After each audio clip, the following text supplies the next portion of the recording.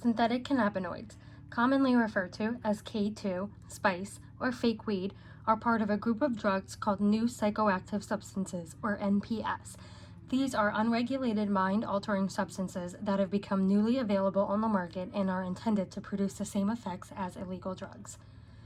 Synthetic cannabinoids are human-made chemicals that are either sprayed on dried, shredded plant material so that they can be smoked, which is most common, but it can also be sold as liquids to be vaporized and inhaled in e-cigarettes and other devices.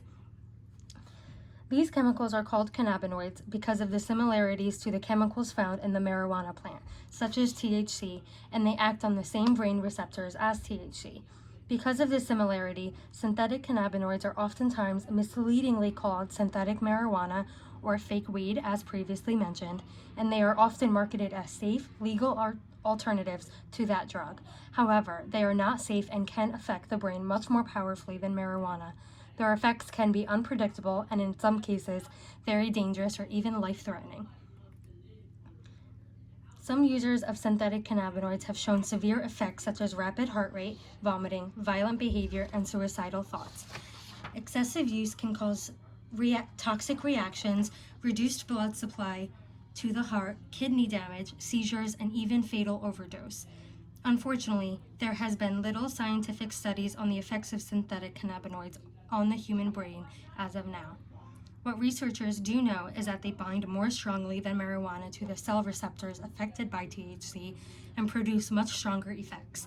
The chemical composition of many synthetic cannabinoid products is unknown and can change from batch to batch.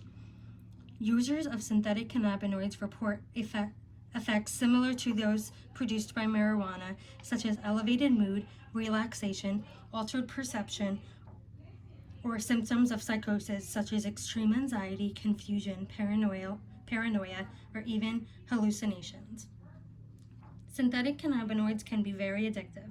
Frequent users trying to quit could experience withdrawal symptoms such as headaches, anxiety, depression, and irritability. Currently, behavioral therapies and medications have not specifically been tested for treatment of addiction to these products.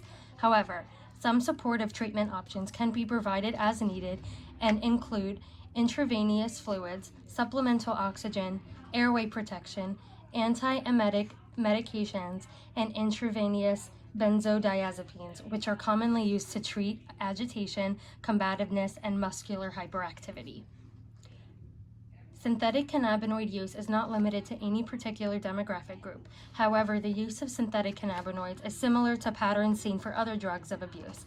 A disproportionate number of synthetic cannabinoid users are people in their 20s to 30s, with men more likely than women to use these drugs. It's also common to see these users use other drugs, such as marijuana. To learn more on synthetic cannabinoids, please visit the National Institute on Drug Abuse webpage or the Centers for Disease Control and Prevention webpage.